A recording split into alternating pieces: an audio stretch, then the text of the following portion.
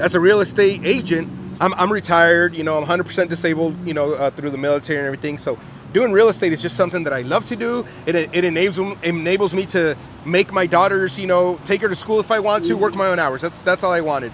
I'm not in this to be one of those guys. I'm a top producer making, $1 million a year. No. Every time that I help a customer and I can actually tell my client like that I believe in real estate and you should buy, it's because I believe it. Because I do believe it. It's, we talk about putting your money in savings. What you're making the bank money.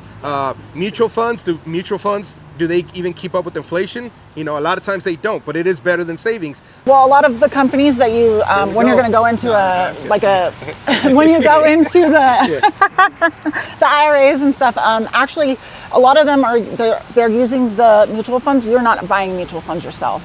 It's the company itself that's doing the fluctuation. So you don't see that, and most of the time the little bit of loss that you see is already picked back up within a week or so. You're actually looking at more money than you can. Correct. No, I mean I believe in mutual funds, but that should be, to me, it's a portion of the pie, right? Yeah. Oh, it's definitely a portion of the pie. So like for instance, a 509, right? I was looking about getting a 509 for my daughter, right? That's a college fund.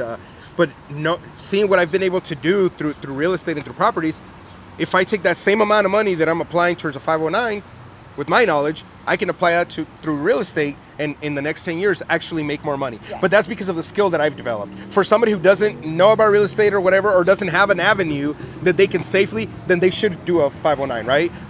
Stocks, right? I have some stocks, and it was like my first few years doing it. So I had some high years, and like you said, and then right now it's like, but I always made sure that what I'm investing is money that I didn't need.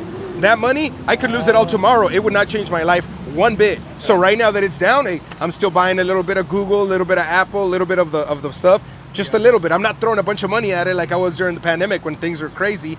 And my taxes this year were great. The year before that, oh my God, I had to pay so much because I was doing the buying and selling all year because it was crazy, and it was very easy to make money in the stock market. So I made so much money that I have to pay so much in taxes. But I don't even want to hop into taxes, bro. You got smart people who know what they're talking about in their area, right? And like, if you want to go, if you got a broken car and it's a certain brand, I would want my car to go into the person who knows every bolt and nut on that car. I'm here saying that I don't know real estate. I don't know IRA and all that kind of stuff. I just know it takes time for certain things. I was gonna say too, so like how I work, because the company I work with, we work with a couple different companies, but we can open up IRAs for as low as $25. Now you cannot do that at a bank. We can't do it in all other places. So when you think about opening something, even at $25 for young, old, whatever, it's the best bet for starting a future for almost every single person. For $25 a month, if that's what you take. Yeah, because that $25 that you put in your savings account, like I said, the zeros just stay. Yeah. You're not going to see anything go.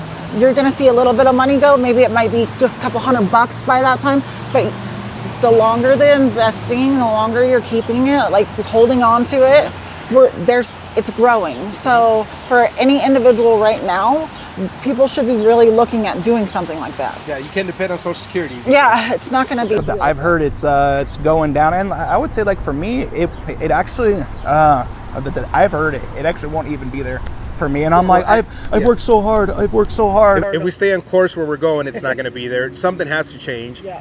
Do we trust that it's going to? Well, I don't know. I'm an idealist. I am very hopeful. I believe in people. I think we'll figure it out, but it's not guaranteed. I would bet my future on it because I'm a hopeful person and I believe, but I'm not going to bet my family's future on it, right? So to them, I owe to make sure that we're okay, right?